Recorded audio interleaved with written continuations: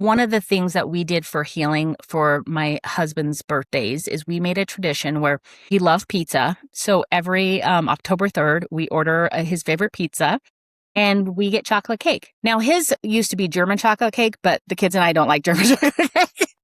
So we changed the tradition after he passed to just chocolate cake, which I think is actually hilarious. So on his birthday, we share his favorite foods and we just share some memories about him.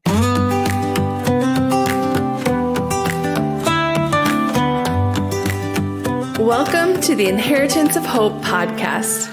Every day, 562 children lose a parent to terminal illness. They shouldn't have to face that alone. You can pretend to avoid the painful realities of illness, grief, and death, or you can deal with the real stuff in caring community.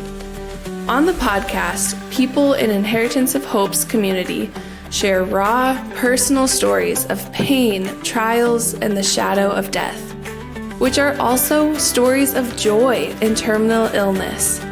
Find more Inheritance of Hope community at inheritanceofhope.org.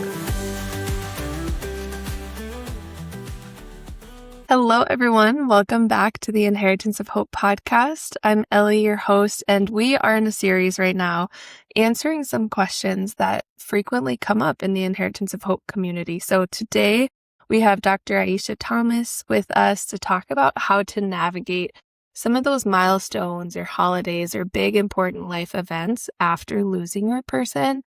She's an author of a book that covers topics like this, and she's just really an incredible part of the Inheritance of Hope family. So, Aisha, thank you for being back on the podcast as a guest again. Would you introduce yourself to our listeners?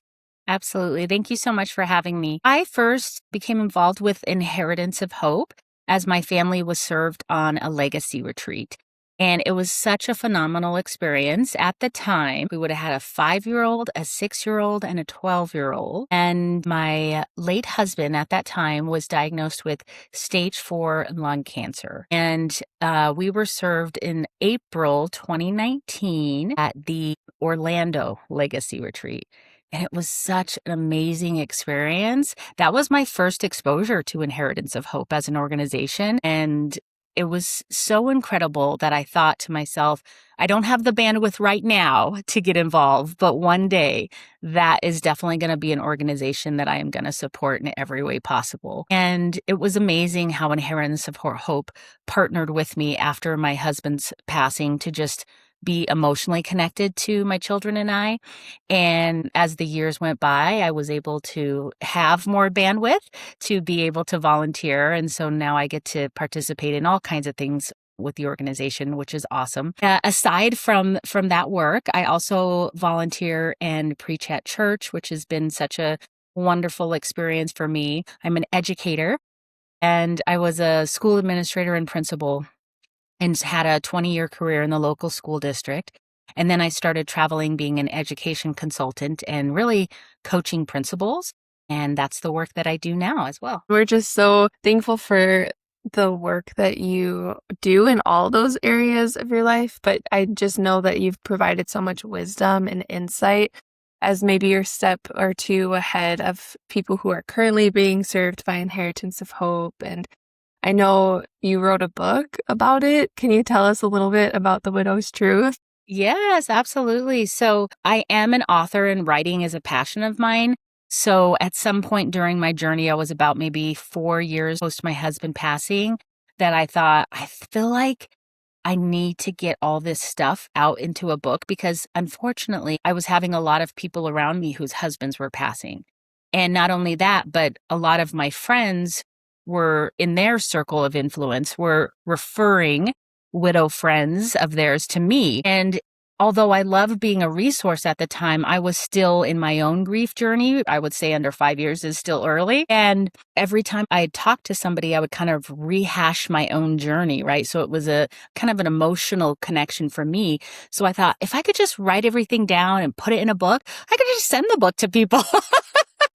Instead of like me having to be the processor all the time. So I wrote this book called The Widow's Truth: What to Do When You Lose the Love of Your Life. And I will say a couple of things about it. One, it's super, super small. I kept it tiny on purpose because my personal story that I had like a full-on widow brain where I didn't know up from down in the beginning. And the idea of sitting down and reading a book, and I'm a reader, but reading a book after my husband passed, I just did not have the capacity to do that. But the first book I was able to read after he passed was a couple of months in, and it was a very short, tiny book. And I thought, that would be perfect for people who have just lost the love of their life, just a little tiny touch base. So it's 4 chapters, very short, and it's packed with to-dos because I'm like type A taskmaster. So it's all the things, hey, if you didn't think about this before, here are some things that you could think about now. And then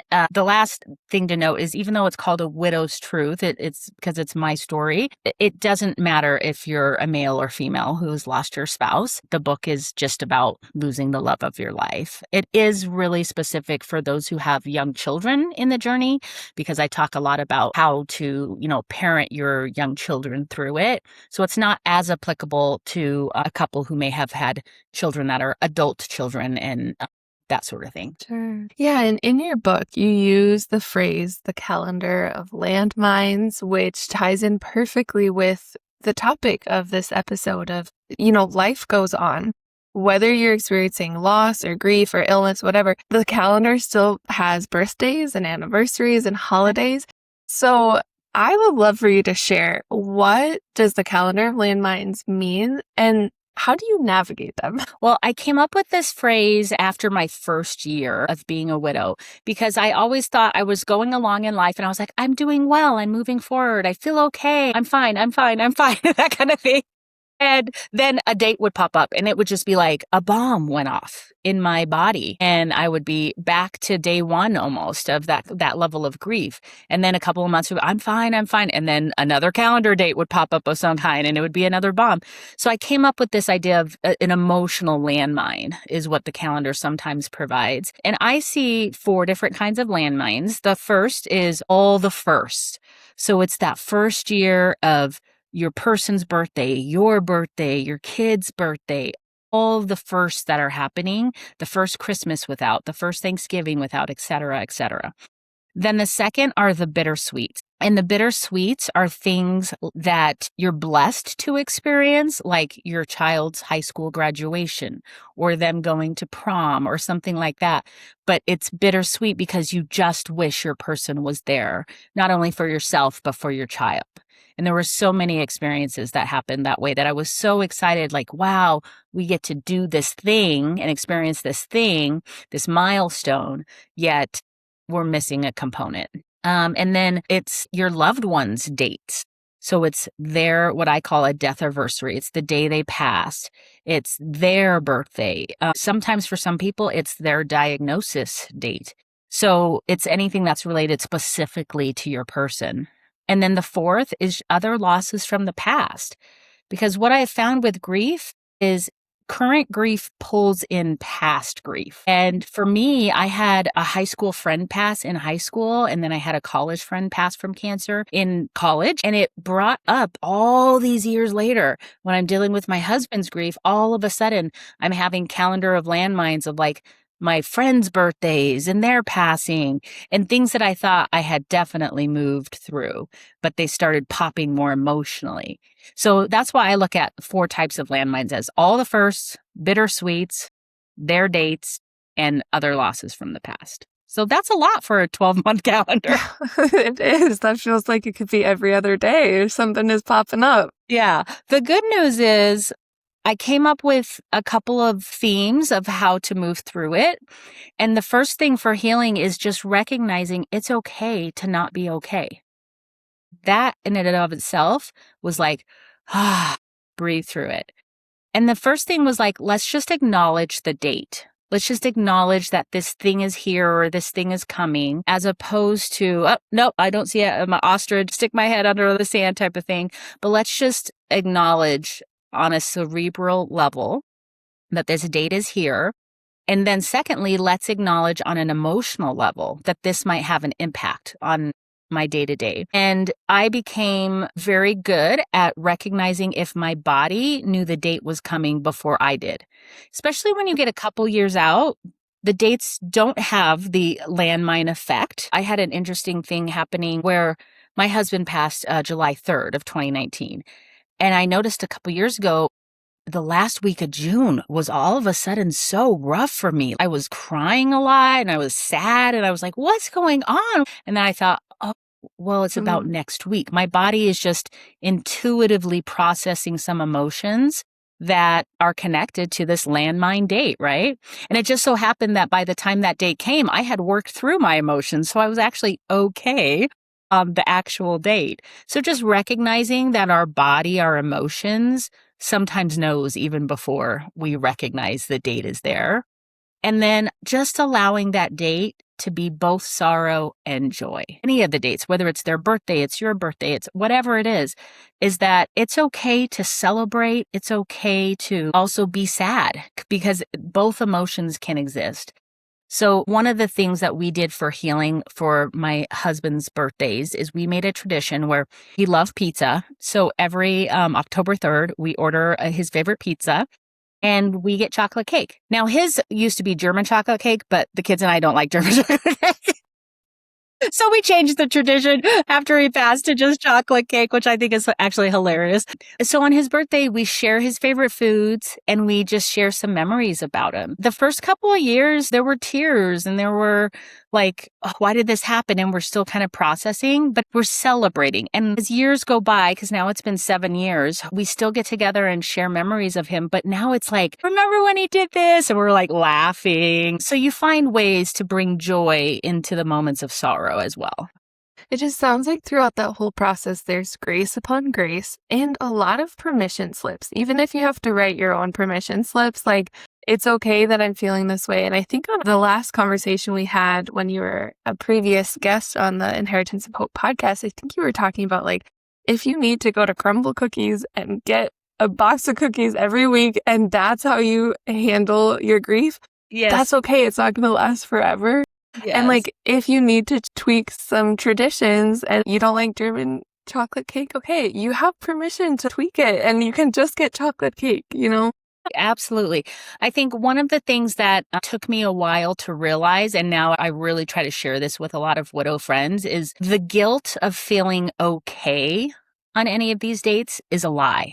There should be no guilt related to feeling okay as you move through it. Just like it's okay to be not okay, it is okay to be okay. And, you know, if you want to have a crumble cookie or if you want to celebrate with chocolate cake and everyone's laughing on your person's birthday, it's okay. Just because these calendar of landmines are happening doesn't mean that you have to be like completely removed from society and, you know, dressed in black full mourning type of thing. It can be, I lived this life and now this is where we're at. And so it's both of them. And you could be not okay in 1 second and okay in a second in the same day. And that's okay. You know, that actually reminds me of a conversation I had with one of my friends who is on the Legacy song team, and he helps curate those songs and the lyrics to kind of fit that person's legacy. He is a musician. He comes from a different background, not really in the grief space. And he was like, I am shocked how many people want their songs to be happy. It feels like it mismatches because you just lost your person and now you have this happy song.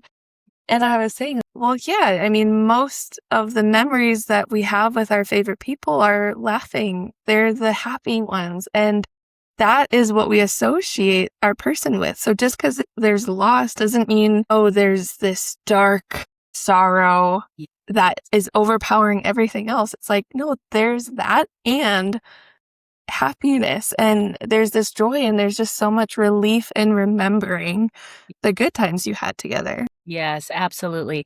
I think one of the things that has helped my children and I move through this, and like I said earlier, they were 5, 6, and 12 when their dad passed, and now they're 12, 13, and 19. So a lot of life for a young kiddo to be lived. And one of the things that I realized was whenever these dates hit, especially if it's a date special to them, like they had a major school play or school orchestra concert or something like that, that typically both mom and dad would attend. And for their case, it was just me. It was okay at some point to either on the ride there or on the way home or something to acknowledge, hey, your dad would have loved that. Your dad would have loved to have been here. Because what I have seen is that kids sometimes will try to hide some of their grief to protect the survivor parent because they already see, oh, wow, she's a hot mess. I don't want to put my grief on her. And they will try to minimize their own feelings around things. And so I have tried to create space and time at each event or date to be like, how are you feeling about this? Is there something that you want to talk about related to your dad? And that has really allowed us to share those fun memories and have joy. One thing that's important to know as well is to watch as a parent, like if your body is feeling the date coming, it's possible your kids are. And what I have seen is each of my children has responded differently to grief. One of my children responds like I do, and it's easier to notice, like, oh, this is what this is about, right? But I have one child who rebels and acts out on certain getting closer to dates and things like that. So just as a parent to recognize they're going through their own grief process and to recognize how these dates might be impacting them. And also, what has been surprising is how resilient children are, and that as time goes on, a lot of these dates don't impact them, whereas you may still be like really in them. Here's an example. For me, my late husband's death anniversary is a big deal for me. There is nothing on my calendar. I never schedule anything. I tell all my friends and family, hey, that's a day I'm unavailable. And it happens to be a day before a big holiday, so it's kind of tough. But for my kids, it doesn't hit them the same. I literally will be up in my room and I'm like, I'm not coming out if I don't want to. I may not eat that day, okay? Like, it's fine. But for them, they really are like, Mom, we don't want to isolate. We really need to be social that day. That's important to us to be with other people. So I make sure that they are connected and taken care of during that day in a way that works for them. And then that allows me the space and time to have my own grief.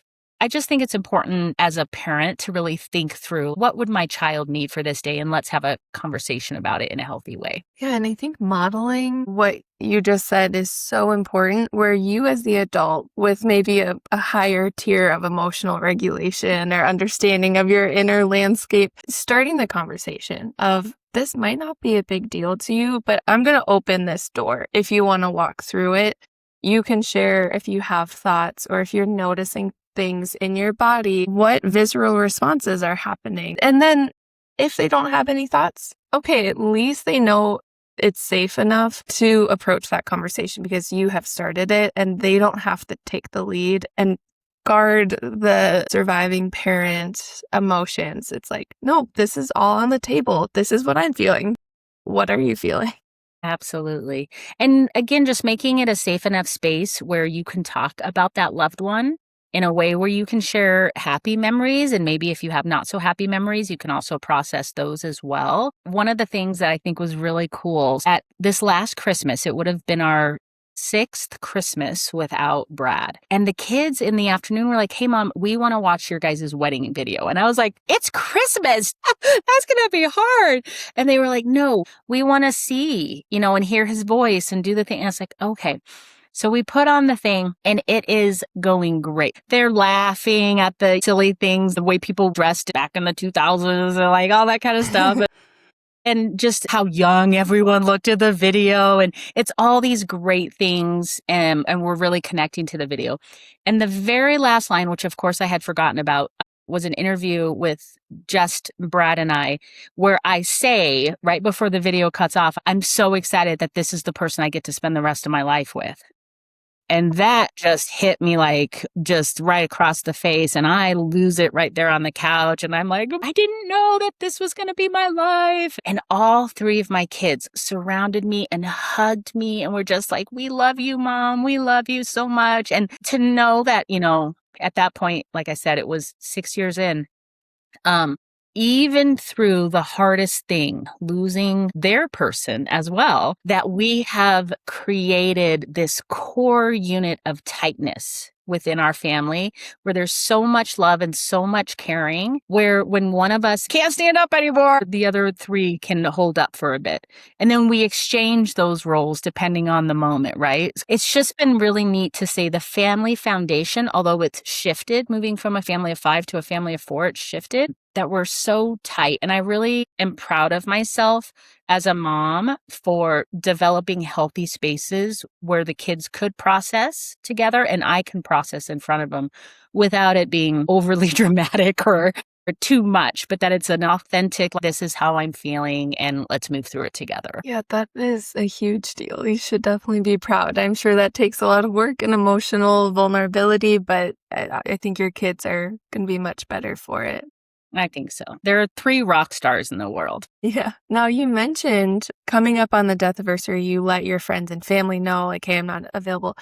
I'm curious what advice you would give to family and friends who are listening and want to support someone who knows, hey, Christmas might be rough this year, or this date is coming up, but they're not really sure what to say or do. What advice would you have for those people? Well, the number one advice that I give is that don't feel like by you bringing up the loss of their person that you're reminding them or you're bringing it up. They are already reminded. A lot of people want to get quiet because they're like, oh, I don't want to bring it up and it's like hurts them more. Trust me, they are already in it. So the number one thing that I think friends and family can do is remember the date. I've taken this upon myself now that I have many, many widow friends is in my calendar. I have their certain special dates so that I can text them and just say, hey, I'm thinking of you today, prayers and hugs. And when I receive those texts, and it's something that Inheritance of Hope actually did for me, it's like, oh my gosh, somebody else remembers my person. Thank God, right? It's not just me. When you're getting these texts or messages or phone calls or whatever, it just feels like you're not alone in the world, because the worst feeling that a widow can have is feeling alone. Feeling like this is just happening to me. It's my solo experience. But when you're getting messages on certain dates, especially for me, what's been most important is the death anniversary and his birthday. Those 2 things, when other people remember it, it was like they loved him too. It was like a life well lived. So I think that's definitely a piece of it. And I think the other thing that families can do, ask ahead of time, of course, drop off a meal on that day, because those are definitely days where it's like, I don't want to cook. And I really just don't want to get McDonald's for my kids either. Like I would love to have a nice meal for them, but I just don't have the capacity to do that, especially under 5 years. When you're new in the first 5 years, those dates are really hard. So if it's that person's birthday, maybe a best friend drops off a cake or drops off a coffee in the morning, or just little things like that, I think go a long way for people to, again, feel connected and loved and not like this is a solo experience. The more I've entered into these conversations, the more I hear over and over again, boldness is better than silence. It might feel risky for that person to send a text of like, oh, what will this bring up? Every person I've talked to with this experience or a similar experience is like, I just wish people would have texted or remembered, versus the silence that they got from people trying to play it safe or not sure how to do it. One of the things I love doing for my children is on Father's Day. In the morning, I go through and I find many pictures that were of each one of them, either together or in one-on-one with their dad. And I send them in the morning a whole bunch of pictures. I'm like, your dad loved you so much. And every time there is still even a part of me that's like, oh, I hope I'm not dredging up stuff for them. Like it's a natural human thing and I'm in it. And I'm still like, I don't know if it's okay. And every year the kids are like, thank you, Mom. Thank you for this picture. I've never seen it before, even though they have, but like it's always new every year. And I think that just finding ways where loved ones find ways to just drop in a little like heart note. Just, I'm thinking of you. I've got you. If you want to talk today, like, give me a call, that kind of thing. I do think it's important for the widower, though, to communicate ahead of time as best to their ability of, hey, we're coming up on this date. I'm not feeling it. If you text me, I may not text back for a couple of days or whatever, because I think it is important to set healthy expectations and boundaries. And sometimes you just don't know. And that's fine too. You just don't know how you're going to be impacted by things. There's been times like on our wedding anniversary, there's been some years where I go out to dinner by myself and that feels totally fine. And there's been sometimes I go out to dinner with my children or with my friends and things like that. And that's been totally fine. You have to figure out each year what landmine is going to cost you the most emotionally and how you can move through it. And if someone is listening and they are currently navigating the calendar of landmines, Yeah. What would you say to them? What would you hope they'd know? It's okay to be not okay, and it's okay to be okay, that both grief, sorrow, and joy will exist in the same space, and that anything you feel is appropriate in that day, on that moment. I think one thing that would help is I wrote an open love letter to my husband at the 5-year anniversary. And I think it shows how deep love runs, but also when you're ready to move forward and what that looks like and feels like. So I'm gonna read that for you guys. An open love letter to my beloved late husband. It's 5 years today. Breathe. These past 5 years of learning to live without you have been the hardest of my entire life. Our love was real and beyond measure, and I believed we truly would spend our lifetime together. But in hindsight, I realized the day I met you, you were already at the halfway point in your life.